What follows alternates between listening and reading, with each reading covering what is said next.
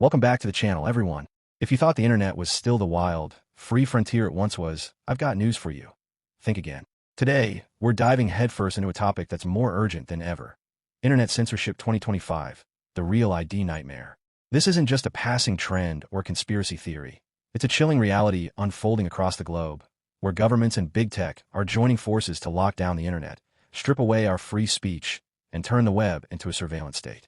This is going to be a deep dive. So buckle up, because we're going all in. Stick around, because this is going to get intense, detailed, and maybe even a little infuriating. Let's start by setting the stage and painting a picture of the internet in 2025. The web, once heralded as the great equalizer, a place where anyone could speak their mind, challenge authority, and connect across borders, has morphed into a battleground. Censorship is no longer a distant threat. It's a global movement gaining momentum. Take the United Kingdom, for instance. In the past year alone, we've seen dozens of cases where individuals have been arrested, fined, or even jailed for tweets or social media posts deemed offensive or hateful by authorities. The Online Safety Act, passed in 2023, has given the UK government unprecedented power to monitor and penalize online activity, and 2025 has seen its enforcement ramp up. Meanwhile, here in the United States, YouTube's decision to hide dislike counts, started back in 2021, has evolved into something more sinister. They're now piloting Real ID verification, requiring users to upload government-issued IDs to access certain content or even maintain their accounts. Across the Pacific, South Korea's ban on Twitch in early 2025, citing national security concerns, has forced gamers and streamers onto state-approved platforms like Naver, effectively creating a digital walled garden.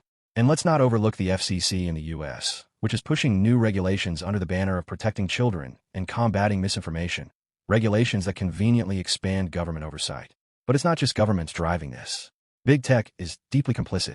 Companies like Google, Facebook, and Spotify aren't just following orders. They're actively rolling out Real ID trials. They claim it's to shield kids from harmful content like pornography or graphic violence. But let's cut through the noise. Facebook has suffered multiple high-profile data breaches. Think of the 2018 Cambridge Analytica scandal or the 2021 data leak affecting over 500 million users. Google's entire business model revolves around ad targeting, which relies on tracking your every move online. Spotify's recent push to verify user ages with IDs feels less about safety and more about complying with looming legal pressures from governments worldwide. This isn't about protecting anyone. It's about control, profit, and silencing voices that threaten their bottom line or political agendas. Now let's zoom out and look at the global perspective, because this isn't an isolated American or Western issue. It's a worldwide phenomenon. In China, Real ID has been a cornerstone of the Great Firewall for over a decade. Every citizen must link their national ID to their online accounts, and the government uses this to monitor dissent, block VPNs, and disappear critics.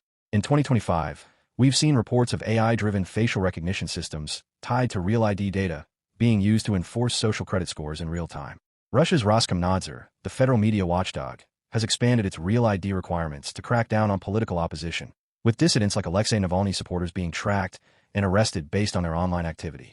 The European Union's Digital Services Act, fully implemented by 2024, mandates strict content moderation and user verification, with fines in the billions for non-compliance, pushing platforms toward Real ID adoption.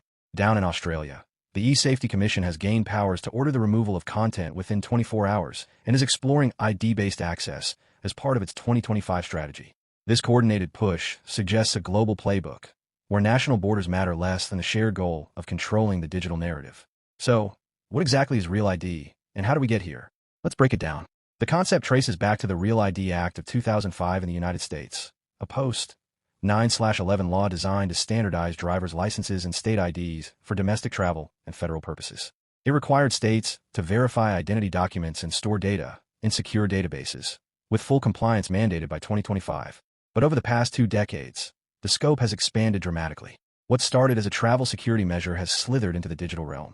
By 2023, the Department of Homeland Security began exploring online applications, and by mid-2024, tech giants like YouTube and Spotify announced pilot programs. Here's how it works in practice. You're prompted to upload a photo of your driver's license, passport, or other government-issued ID. This is sent to a third-party verifier, often a subsidiary of the platform or a government contractor, where it's cross-checked against official records using facial recognition or manual review. Once verified, your online activity, every click, comment, like, and search, is tied to your real identity. The promise? Age verification to restrict adult content. The reality? A surveillance dream come true, where every digital footprint is cataloged, and potentially weaponized. But the risks are staggering. Security experts have long warned about the dangers of centralized ID systems. Take the T-app hack Asmongold mentioned. Back in 2023, a popular social app suffered a breach that exposed millions of users' personal data, including names, addresses, and partial ID numbers. Major corporations aren't immune either. Sony's PlayStation Network was hacked in 2011, leaking 77 million accounts. Facebook's 2018 breach affected 30 million users, and the U.S. Office of Personnel Management lost 21.5 million records in 2015. With Real ID, a single breach could expose not just your social media habits, but your legal identity, opening the door to identity theft, blackmail, or targeted persecution. And let's not kid ourselves. Government agencies aren't flawless guardians. The OPM hack proved that even sensitive federal data can be compromised. The motives behind Real ID are where things get truly disturbing. For governments, it's about silencing dissent and maintaining power. The NSA's PRISM program, exposed by Edward Snowden in 2013, revealed mass surveillance of American citizens' online activity. Since then, the agency has pushed for legal frameworks to formalize this, and Real ID fits perfectly, linking your identity to every post or protest online. During the COVID-19 pandemic, we saw a preview of this power. Platforms like Twitter and YouTube banned doctors and scientists who questioned official narratives on lockdowns, masks, or vaccines, while regular users face shadow bans for sharing alternative views. Real ID would streamline this process, allowing authorities to identify and penalize critics with precision. In China, this is already reality. Dissidents are flagged and detained based on their WeChat posts. Russia's using similar tactics, with Real ID data feeding into its sovereign internet law to hunt down opposition figures. Big Tech, on the other hand, has its own incentives. They're under increasing legal pressure. Lawsuits over harmful content, regulatory fines, and public backlash have forced companies to act. But it's also a goldmine. Linked IDs enable hyper-targeted advertising, a multi-billion-dollar industry. Google's ad revenue hit $283 billion in 2024, much of it from tracking user behavior. Facebook's Meta is betting on the metaverse, where identity verification could unlock new revenue streams. And don't forget the compliance angle. By adopting Real ID, these companies curry favor with governments, avoiding stricter oversight. It's a symbiotic relationship. Governments get control, corporations get profit, and we get the short end of the stick. Historically, this mirrors past efforts to control information. The Soviet Union's censorship of Samizdat literature in the 20th century parallels today's content moderation. China's Great Firewall, built since the early 2000s, set the blueprint, while Russia's internet isolation laws of 2019 paved the way. The West's response to COVID, mass content removal and account suspensions, was a dry run, testing public tolerance for censorship. Real ID is the next evolution, marrying physical identity with digital behavior on an unprecedented scale. The risks extend beyond security. With Real ID, platforms gain the power to censor directly. Post something controversial, say, a critique of a politician or a company, and they can lock your account or report you to authorities. In the UK, the 2024 case of a man jailed for a sarcastic tweet about a public figure shows where this leads. Australia's eSafety Commission has already removed thousands of posts in 2025, and with Real ID, they could target individuals by name. This isn't hypothetical. It's happening now. So what are the alternatives? Asmongold's suggestion of a third-party token system is a start. Imagine a cryptographic token proving your age without revealing your identity. Verifiable but anonymous. It's not foolproof, but it beats handing over your driver's license. Decentralized technologies like IPFS, interplanetary file system, or blockchain-based platforms could also resist centralized control, distributing data across nodes worldwide. Starlink satellite internet, expanding in 2025, offers a way to bypass regional blocks, though it's not immune to regulation. Now, let's talk about what you can do. First, raise awareness. Share this video, discuss Real ID with friends, and call out platforms pushing it. The more people know, the harder it is to implement quietly. Second, demand action. Contact your representatives and push for privacy laws.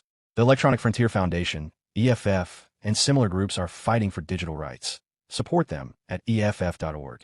Third, adopt tech solutions. Use VPNs to mask your IP. Switch to encrypted messaging like Signal, and explore decentralized platforms like Mastodon. Starlink could be a game changer, but monitor its terms as it grows. Every step counts. Educate yourself on data privacy and stay proactive. If they know who we are online, they can silence us. Keep speaking out, even if it's risky. The internet is our last free space, a digital commons built on open access. Let's fight to preserve it. This pisses me off to no end. The internet was our escape, our voice, and they're choking it with Real ID. It's not about kids, it's about control. Governments and big tech want to own your data, your words, your life. But we're not giving up. Get angry, spread this video, and fight for an open internet. If we lose this, we're screwed. Like, subscribe, and I'll see you in the next one. Drop your thoughts in the comments. What do you think about Real ID? How are you fighting back? Let's keep this conversation alive.